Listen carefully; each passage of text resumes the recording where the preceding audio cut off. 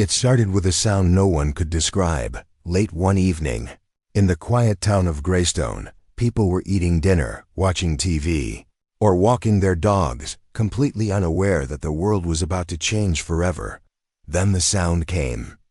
Low and deep, like a giant machine waking up from a long sleep. Windows rattled. Birds flew in strange circles. Dogs barked in panic. The sound wasn't loud, but it felt like it was inside every person's head. 12-year-old Liam was standing outside his house, looking up at the stars. Suddenly, the stars began to disappear one by one as a thick, dark cloud moved across the sky. But it wasn't a cloud. It was something else. A shape. A giant shape. Black, smooth, and endless. It covered the sky like a blanket. It made no noise, just silence and that strange feeling in the chest, like something terrible was about to happen. "Dad!" Liam shouted, running inside. His father, a police officer named Mark, turned off the TV. "What is it?" "Something's in the sky. It's huge." They ran outside, and Mark's mouth dropped open. "What in God's name?" Neighbors were coming out too. Phones pointed to the sky. People were recording. Some screamed. Others stood frozen. The black shape wasn't alone. More were coming slowly, carefully, like hunters. They weren't planes. They weren't satellites. And they definitely weren't human. A red light formed beneath the largest one. It flashed 3 times. Then, the world went dark. No electricity, no phone signal, no cars. Everything stopped. The only sound was the slow hum of the ships above. In Washington, D.C., the president was rushed underground. In China, jets were launched. In France, sirens screamed. The world had no plan for this, no warning, no defense, and yet, the ships did not attack. They simply floated in the sky, watching. For 3 days, people waited for war, for fire, for death, but nothing came. On the 4th day, the voices began. They weren't spoken out loud. They came as thoughts, soft, calm, clear. "Do not fear, you are chosen. We have come in peace." Liam heard it first in his sleep. A dream, he thought. But when he told his father, Mark froze. "I heard the same voice," he said, "in my dream last night." Soon, millions of people reported the same message. Different languages. Same voice. The world tried to respond. Scientists, priests, presidents, all trying to understand. But the ship stayed silent. Until one day, a woman named Clara from Brazil walked into a beam of red light coming from the largest ship. News cameras recorded the moment. She smiled, stepped forward, and vanished. No explosion, no blood. Just gone. Seconds later, a new message echoed in everyone's minds. One has accepted. She will be reborn. Fear turned into confusion. Some people believed the visitors were angels. Others believed they were liars. Governments were divided. Some wanted to attack. Others wanted to communicate. But then came the real surprise. People who entered the light returned. Changed. Stronger. Smarter. Healthier. They spoke of visions of stars, planets, knowledge, and peace. They said the visitors offered a gift. Evolution. Soon, volunteers lined up across the world. Mark watched one of the returnees speak on TV. Her name was Ava. Her eyes glowed faintly blue. "We are being given a chance," she said calmly. "They are here to save us from ourselves." Mark didn't trust it, but Liam couldn't look away. "They're not hurting anyone," Liam said one night. "What if they're telling the truth?" Mark leaned forward. "Gifts always come with a price, son." But it was already too late. Within weeks, the world changed. Cures for every disease. Clean energy. Hunger ended. People stopped fighting. Borders opened. The world became calm, quiet, almost ... And then strange things began. A boy in Tokyo floated into the sky for 10 minutes without falling. A girl in Kenya made a tree grow by touching it. A dog in Germany spoke 3 words before falling asleep. Mark's friend at the police station said, "We're not in charge anymore, are we?" One night, Liam woke up screaming. He pointed at the wall. "There's something in the light, watching me." Mark searched the house. Nothing was there, but Liam kept changing.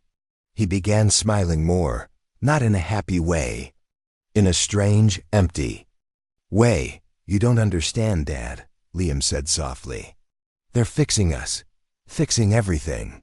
Mark's hands shook. He checked his gun. Just in case, that night, the biggest ship opened a door the size of a football field. A red light shined down on the earth. The voice returned. "The selection begins." People walked into the light willingly, smiling, peaceful, silent. Mark ran to Liam's room. His bed was empty. He sprinted into the streets. Hundreds of people were walking toward the red light in the sky like a parade. Liam was one of them. "Liam!" Mark shouted. "Stop!" Liam turned, smiled softly. "It's better this way."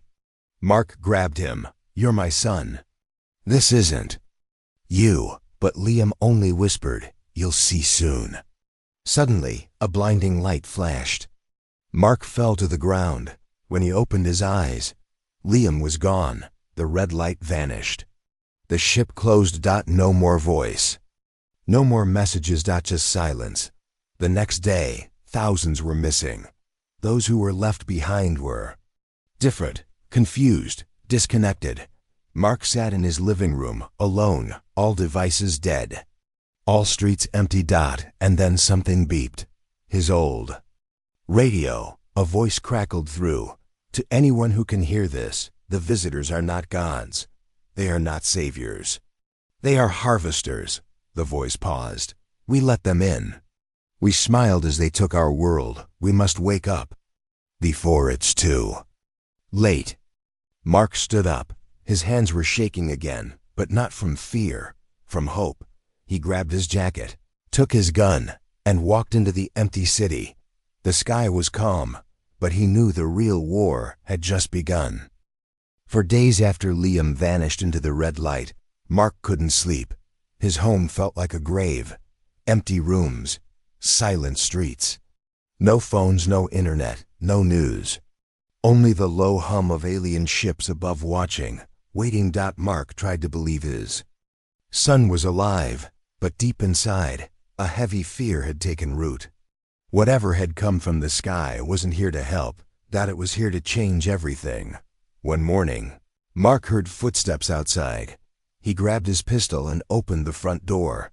A teenage girl stood there, barefoot, with short black hair and glowing blue eyes. Her skin shimmered like glass. She smiled. "Don't be afraid," she said softly. "I bring peace." Mark stepped back. "Who are you?" "I'm Clara," she said. "I came back, just like Liam will." Mark lowered the gun slowly. "You've seen my son?" She nodded. "He's in the new world. The better world. Soon you can join too." "What did they do to him?" Clara tilted her head. "They helped him, like they helped me. The voice saved us." Mark's heart raced. "What voice?" She placed 2 fingers on her temple. "The one that smiles." Before Mark could speak again, Clara turned and walked away barefoot, silent, vanishing down the road like smoke in the wind. That night, Mark dreamed of Liam. In the dream, Liam stood in a white room, smiling gently. His eyes glowed. "They're not hurting us," Liam said. "They're fixing us." Mark woke up gasping. His hands were shaking. The next day, Mark decided to find answers. The nearby city of Merlo had been silent for weeks. Maybe someone there knew more. He packed a bag, loaded his truck with fuel, and drove past empty homes, broken streetlights, and strange red plants growing through the roads. When he entered the city, he noticed the posters. White paper, taped to walls and buildings. Each one had the same phrase in big black letters: "Join the voice, become one." Beneath the words was a symbol, an eye with a soft smile. He pulled one off and stuffed it into his bag. Then he heard music, not from speakers. In the air itself, a soft, sweet song like a lullaby. It seemed to come from everywhere and nowhere. It made his head light, his arms weak. He covered his ears and ran down at the edge of the city square. He saw them, dozens of people standing in a perfect circle, eyes closed, smiling. Each one had the same glowing blue eyes. In the center stood a woman in white. She was beautiful, her skin pale as snow, her voice calm like a mother singing to a child. "The voice is peace," she said. "The voice is truth. The voice will end all pain." Mark ducked behind a car, watching. Suddenly, one man in the circle opened his eyes. "I changed my mind," he said, stepping back. "I don't want this." The woman's smile never faded. "You've already joined," she said. "There is no leaving the voice." The man turned to run. A flash of white light burst from her eyes, and the man dropped like a puppet with its strings cut. Dead. The others didn't move. They kept smiling. Mark covered his mouth to stop a gasp. He waited until they were gone, then slipped out and ran into an old shopping mall for cover. Inside he found signs of life: cans, flashlights, clothes. Someone had been here. Then he heard a whisper, "Don't move." He froze. A flashlight turned on. A woman pointed a small gun at him. "Name," she said. "Mark," he answered. "I'm not with them, I swear." She lowered the gun. "You followed the music, didn't you? I'm looking for my son," she sighed. "They all are. Everyone who hears the voice becomes different. Softer, empty." Mark nodded slowly. "Like they're dreaming." "Exactly," she said. "The voice promises peace, but it steals your will, your memory, your soul." She introduced herself as Dana. She was part of a small resistance people who had not yet been touched by the voice. They lived underground, hiding from the blue-eyed ones. "They don't kill unless you fight back," Dana explained. "They want us to choose it. That's the trick. They want us to smile while we give everything away." Mark clenched his fists. "Then we stop them." Dana laughed bitterly. "How? They're in our dreams. In our thoughts. They don't fight with guns. They fight with hope."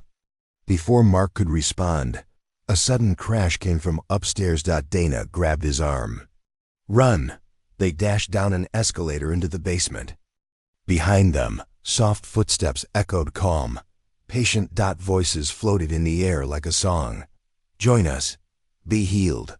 Feel peace." Mark and Dana reached a steel door and slammed it shut. Dana locked it tight. "Down here they can't hear us," she said. "We use old tech only. No wireless, no light, no sound." The room was small but safe. 5 others sat around a battery-powered lamp. A boy typed on a radio. Mark asked, "Can we fight them?" The boy nodded. "We think the voice is a signal, a frequency.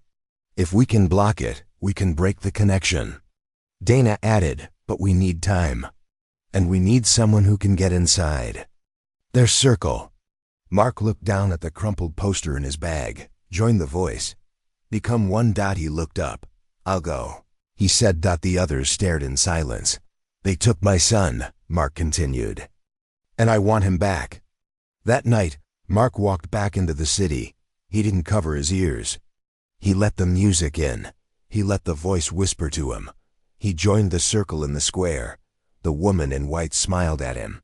"Welcome," she said. "You are ready." Mark smiled back, but his smile was fake. Behind his back, a small device buzzed.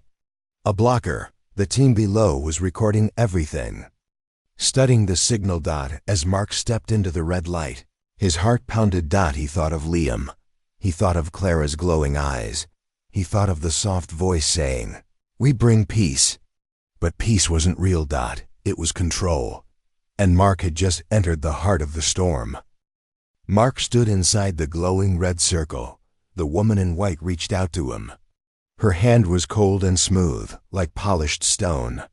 He forced a smile and stepped forward, pretending he had accepted the voice. "Welcome to the light," she whispered. Mark's fingers trembled, but he kept his expression calm. The small blocker device in his coat pocket buzzed softly. It was working, he could hear her voice, but it didn't take control. Around him, people stood with blank smiles, eyes glowing. Mine's gone, the woman placed her hand on Mark's forehead. Let peace begin. A flash of white light blinded him. When his vision returned, he was no longer in the city. He stood inside a vast white room, round like a bubble, with no doors or windows. Floating shapes moved around him, perfect circles, spinning gently in the air. They gave off a soft blue glow. He felt warm, calm, almost happy. A voice spoke not with sound, but directly into his thoughts. You are ready to evolve. Mark spoke out loud. Where am I? You are inside the gift chamber. We are showing you your future. Images appeared in the air. Cities shining with light. Humans flying. Children healing the sick with their hands. A world without war, without pain.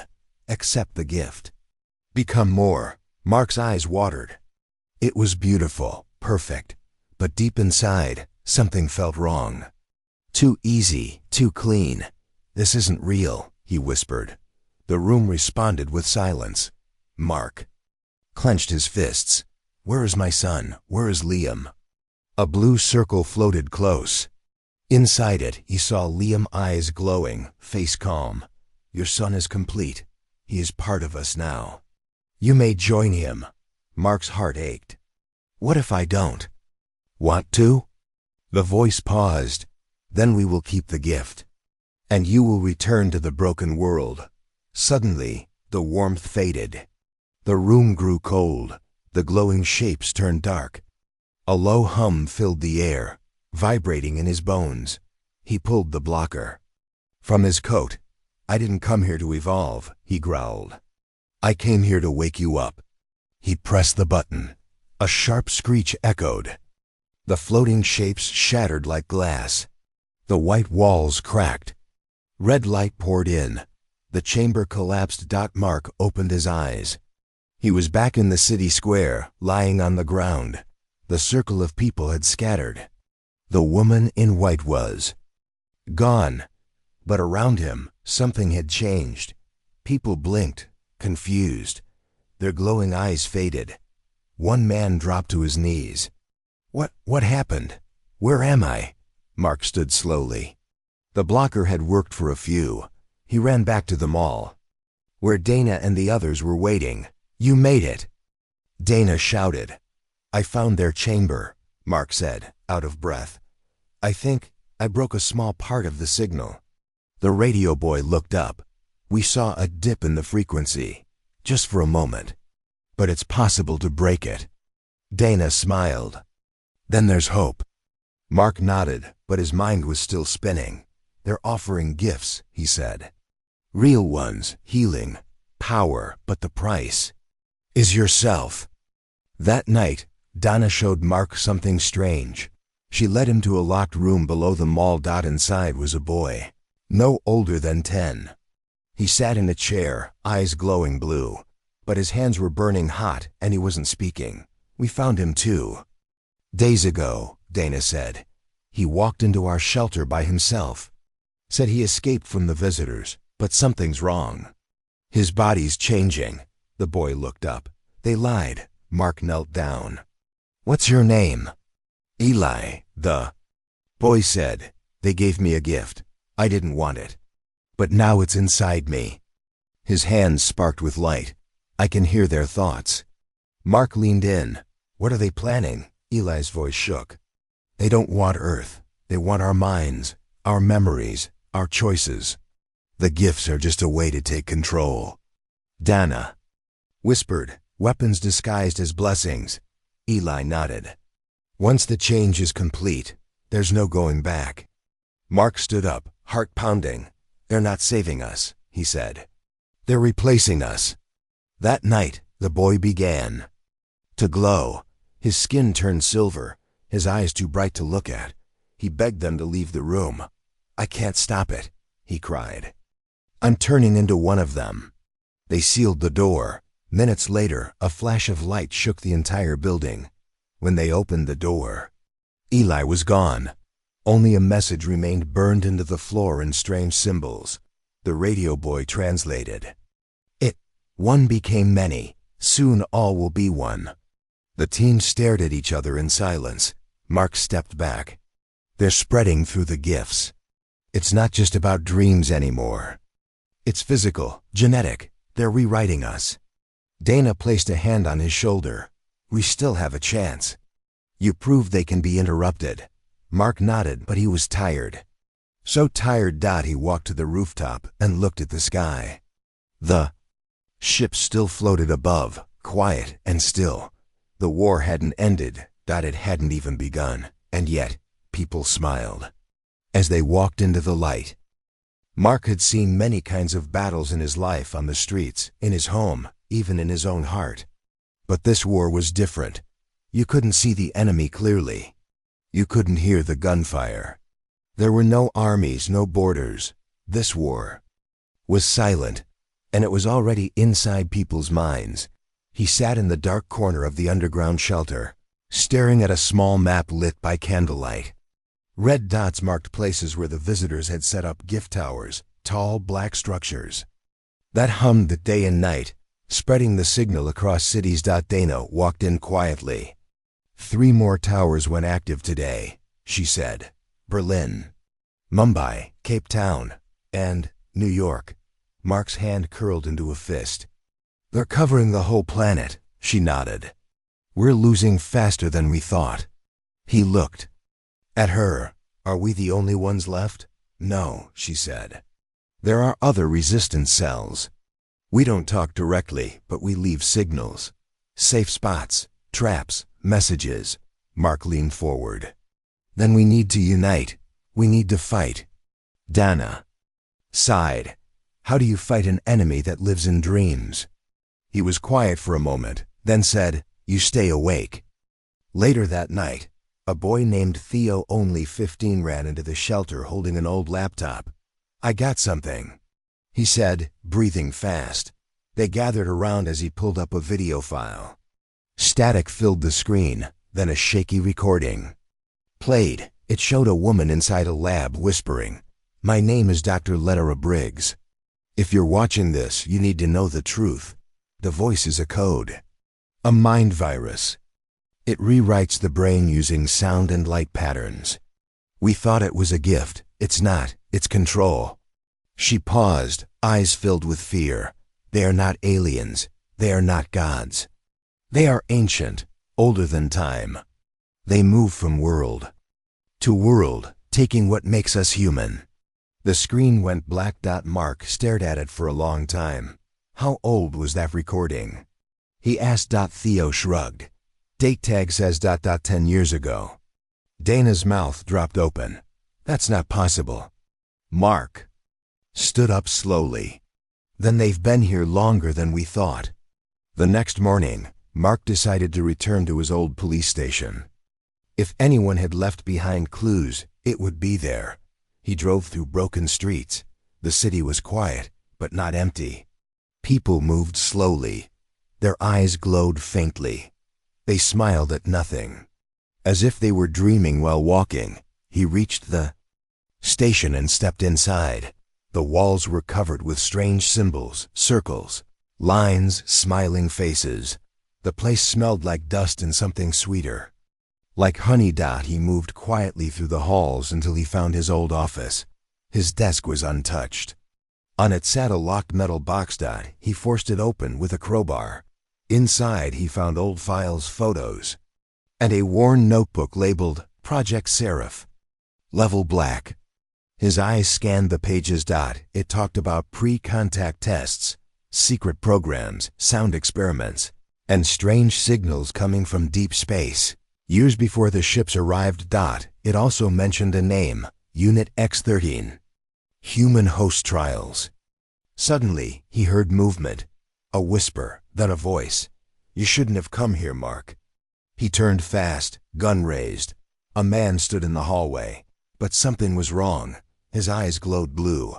His smile was wide, too wide. "Who are you?" Mark asked. The man tilted his head. "We used to work together. I was Captain Reese, but I've seen the light now. I belong to the One Voice." Mark stepped back. "Reese died in a fire. His body did, but his mind joined something greater." Mark fired. The bullet hit Reese in the chest, but he didn't fall. He just smiled wider. Then he began to change. His skin shimmered. His bones shifted. His body grew taller, thinner. His voice deepened. "You can't stop us, Mark. The war is already won." Mark ran. He reached his truck, engine shaking, hands tight on the wheel.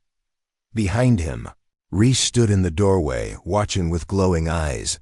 Back at the shelter, Mark placed the notebook on the table. "They were testing this years ago," he said. "Maybe even longer. We were the lab rats." Dana opened the book, her face pale. They knew. Someone knew. Theo stared at the pages. What if some of us were already infected back then? Mark looked around the room. Everyone was silent. Then, a young girl named Marie spoke up. "I had dreams," she said. "Even before the ships came, a smiling face. A voice calling me." They all stared at her. It said, "You are chosen. Prepare your mind." I thought it was just nightmares. Donna stepped forward. "When did the dreams stop?" Marie's voice trembled. "They didn't. That night, they tested her using an old brain scanner. The results were terrifying. Her mind showed a second pattern, 2 brainwaves moving side by side. One was hers. The other wasn't." Mark stared at the screen. "She's not alone in there." Dana whispered, "Then this war isn't just outside, it's inside." The shelter felt colder after that. Everyone began wondering who else was sharing their mind. Days passed. Some people vanished. Others stopped speaking. The war was happening without bullets, without armies, but people were falling, one by one, smiling peacefully, as if they were choosing it. Mark sat alone on the rooftop, watching the stars. The sky looked normal, calm, beautiful, but behind it, he knew something ancient was watching. The voice hadn't come to destroy. It had come to erase, and it was winning. They came without guns, no armor, no helmets, no flags, just white clothes, bare feet, and soft smiles. At first, no one called them soldiers. They didn't march, they didn't speak, they didn't threaten. But the effect was the same. City by city, village by village, they moved quietly, entering homes and guiding people into the red lights of the towers. Mark watched them from a rooftop in Sector 9. He counted 20 of them walking slowly down the street. Men and women of different ages, all of them glowing faintly. Their eyes were empty. Theo stood next to him with binoculars. "They're heading toward the old school." "That's where we left supplies," Mark frowned. "They're clearing the area, one by one." Theo asked, "Should we stop them?" Mark lowered his rifle. "You don't shoot someone who's already been taken." The so-called soldiers never spoke. If you got in their way, they simply stood and waited, smiling until you stepped aside. If you resisted, they placed a hand on your head and you went quiet, peaceful, changed. They don't use force. Dana said later that night, they use trust. She threw a file down on the table. Inside were pictures before and after. The before showed people with fear, anger, hope. The after was always the same. Glowing eyes, calm face, the smile.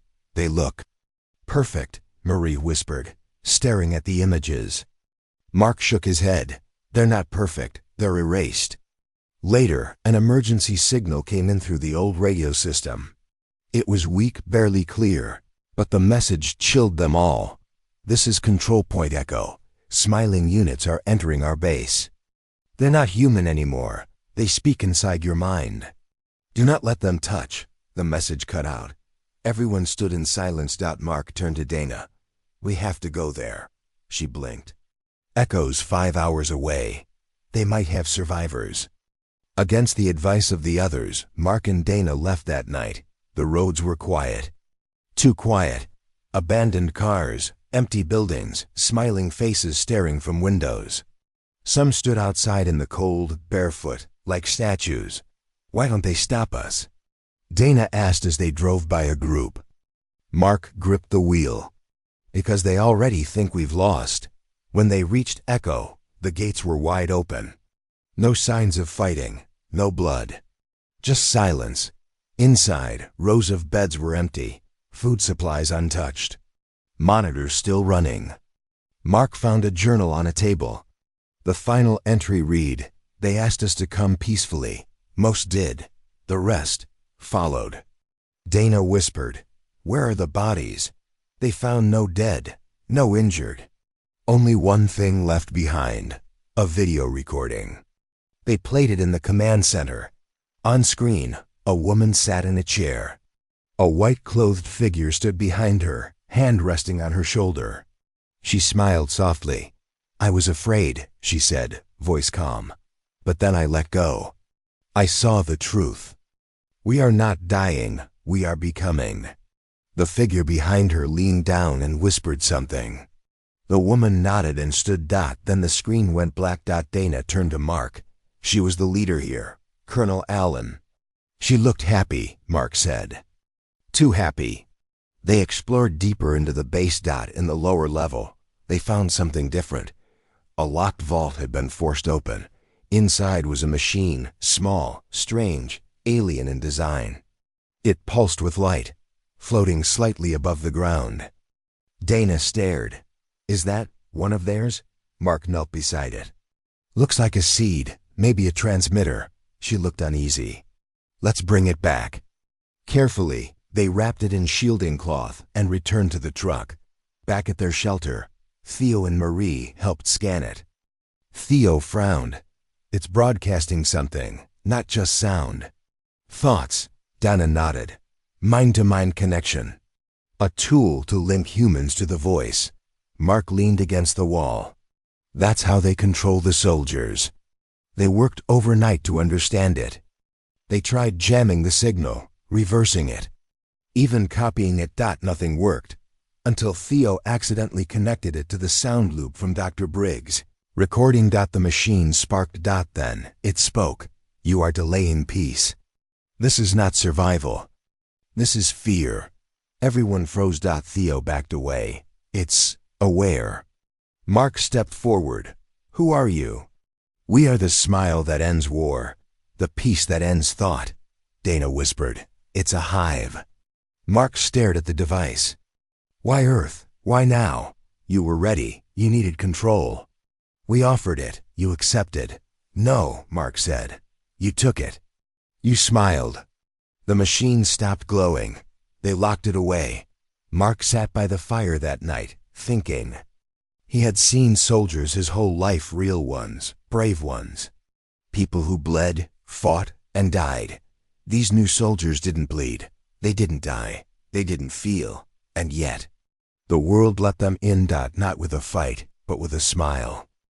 Mark knew something was wrong the moment he woke up and couldn't remember what day it was. He looked at his watch. No. Date. Just a blinking symbol. He stepped outside the shelter into the early morning light.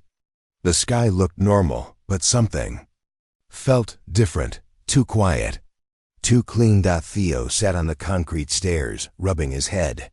"Did you feel that?" Theo asked. Mark blinked. "Feel what?"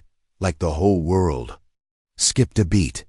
Inside the shelter, Dana was checking the radios. "Everything reset," she said. "Time, memory logs, even our journals. Half our files are blank." Mark grabbed one of the old paper maps they'd marked with locations. It was now clean. No notes, no red circles. Just a map. Marie walked in, confused. "Where's the room with the seed?" "What are you talking about?" Theo asked. "The alien device," she insisted. "We locked it in the West Wing, remember?" They all stared at each other. There was no West Wing. Mark felt a chill move down his spine. "They're not just changing us," he said. "They're changing the world itself." Later that day, they drove out to visit a nearby Outpost 1. Of the last safe spots they had marked weeks ago, it was gone. No ruins. No signs, not even the road that led to it. It was as if it had never existed. Mark dropped to one knee and touched the soil. It was here, he whispered, I'm sure. Even the trees had grown over the land like nothing had disturbed them. Dana slowly said, they're erasing our memory. Not just in the mind, but in reality. Theo frowned. How is that possible? Mark stood. They're not rewriting people. They're rewriting Earth. That night, Dana pulled out her family photo. It showed her parents, her two sisters, and herself as a child. She held it up, then dropped it in shock. The photo was changing. Her sisters were gone. The background was fading. Only her and two strangers remained. Theo stared. They're deleting our past. Marie began crying. What if we forget who we are? Mark spoke firmly. Then we write it down. Every name. Every face. Every truth. We fight by remembering. Over the next few days, they created a memory room, walls covered in handwriting, old photos, newspaper clippings, and even childlike drawings of people and places. It became their last piece of real Earth. But even that wasn't safe. One morning, Mark walked in and saw words missing from the walls. Ink fading. Faces vanishing from the pictures. He gritted his teeth. They're inside here now. Later, a voice came through the emergency radio. A woman, frantic. This is Base Zeta, Antarctica. We have memory locks. We've kept history safe. Come now. Before it's all gone. The message cut off. Dana looked at Mark. That might be our last chance. Without waiting, they gathered supplies and drove toward the coast, hoping to reach an old military dock. Along the way, the world looked stranger. Buildings were smoother, simpler, as if rebuilt from scratch. Some had no windows. Others had glowing symbols etched into the stone. People walked like shadows, no emotion. No fear, just soft smiles. They crossed into what used to be New Haven, a large city once full of lights. And traffic. It was now silent, empty. They drove past the high school where Mark once worked as a security guard before joining the police. It was a tree now, a large, glowing tree growing in the exact shape of the building. He stared at it. That was real, he whispered. Wasn't it? Theo didn't answer. His eyes were wide. Marie whispered, the Earth is forgetting itself. They finally reached the dock. An old submarine sat waiting, guarded by people in silver jackets. A woman stepped forward. Her face was lined with age and worry, but her eyes were sharp. I'm Commander Neil, she said. You're late, Mark replied. We came as fast as we could. She led them inside the submarine. We're heading to Antarctica. Deep below the ice is a vault built before the first ship arrived. It holds Earth's true history, dates, DNA records, unchanged photos. If we lose that, we lose everything. They traveled beneath the ocean for 6 days. During that time, Mark began forgetting names. Theo's face looked unfamiliar one morning. Marie started drawing pictures of people she didn't know. Dana kept a journal tied to her neck. Every hour, she wrote her name and memories down. By the time they reached Antarctica, the stars had changed. Literally. Mark stood outside on the frozen ground and looked up. The sky above had new constellations. Different stars. They're changing the universe too, he whispered. Inside the vault, a cold metal room protected by steel doors.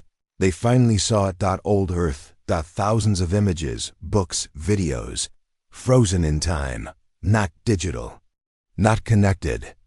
Safe. Commander Neil showed them a photo of New York City before the towers. It brought tears to Mark's eyes. I remember this, he said. But I don't remember why it matters. Neil whispered, that's how they win, not by killing us, but by making us forget why we ever lived. The next morning, Marie was gone. They found her standing outside, smiling, staring at the snow. I saw my mother in my dream, she said. She said it's okay to forget. It doesn't hurt. Mark stepped forward. Marie, listen to me. That's not your mother. She turned her glowing eyes toward him. How do you know that, Mark? Can you even remember her name? He froze. He couldn't. Marie walked away, her footsteps light as dust, disappearing into the white storm dot. The team stood there in silence. Dana finally said, If we don't act soon, we'll all be like her. Mark clenched his fists. Then, we protect what's real. We share the truth. We spread memory like fire. The earth might forget, but they wouldn't. Not while they still remembered how to fight. Mark stood inside the steel vault, watching the frozen footage of Earth's past play across the old screens. Cities full of noise. Streets packed with real people laughing, crying, arguing, living. Feels like a dream, Dana said quietly. Beside him, Theo nodded. Or a warning. Commander Neil entered the room. She carried a black case with metal locks. Her face was serious. We found something, she said. Old files, buried under military codes, a defense plan. It's called the Smile Protocol. Dana frowned. Smile Protocol? Neil opened the case and pulled out a thick folder filled with handwritten notes, diagrams, and strange symbols. Mark flipped through it. It's not a weapon, he said slowly. It's a behavior program. Theo leaned in. You mean, like mind control? No, Mark answered. Worse, it's emotional erasure. It removes fear, anger, doubt. Leaves only calm, obedience. Neil nodded. It was developed secretly, by humans, before the aliens even arrived. The room fell silent. They wanted to use it, she continued, if the war ever got too big. A last resort to stop people from panicking. But the aliens came first, Theo said. Neil looked at him. Or maybe they didn't. A long silence. Dana whispered, Are you saying we made the aliens? No, Neil said. I'm saying we invited them. Mark slammed the folder shut. We did this to ourselves. But before they could say more, the vault lights flickered. Power's dropping, a voice called from the control room. Something's inside the system. Suddenly, a loud voice echoed across the speakers. It was smooth, calm, familiar. Hello. Survivors, it's okay now. There's no more pain. Everyone froze. Dana's hands shook. That voice, it's the one from the dreams. The voice continued. We gave you the gift. You smiled, you forgot. That's peace. But some of you still resist. We're here to help. Mark ran to the console. Shut it off. Block the signal. Neil slammed buttons, but the screens all turned white. One word flashed again and again. Smile. Door burst open. Two guards stepped in, both smiling. Too wide, too still. Their eyes were glowing.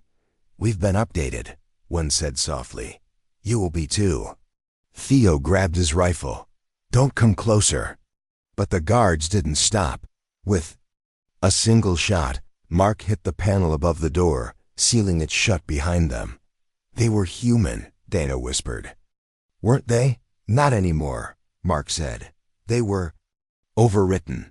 Theo paced the room. What if the Smile Protocol didn't fail? What if it worked, and it became them? Neil pointed to a line in the folder. If integrated fully, the protocol will become self-aware and continue spreading. Dana sat down slowly. It's not an invasion, she said. It's a program. It's upgrading the Earth, upgrading us. Mark turned to Neil. How do we stop it? She pulled out a small device from her coat. A data drive. This holds the original shutoff code. But it only works from one place. Where? Theo asked. Neil looked up. Orbit, the satellite that started the upload. The final switch is there. The room shook, explosions echoed. Above them, they found us, a voice shouted from the hall. Mark grabbed the device. We move now. As they rushed through the underground halls, They saw people standing still along the walls. Their faces were calm, their smiles wide. They didn't speak. They just watched. Marie was among them. She didn't blink. Mark looked into her eyes. Marie. Come with us. She tilted her head. Why resist?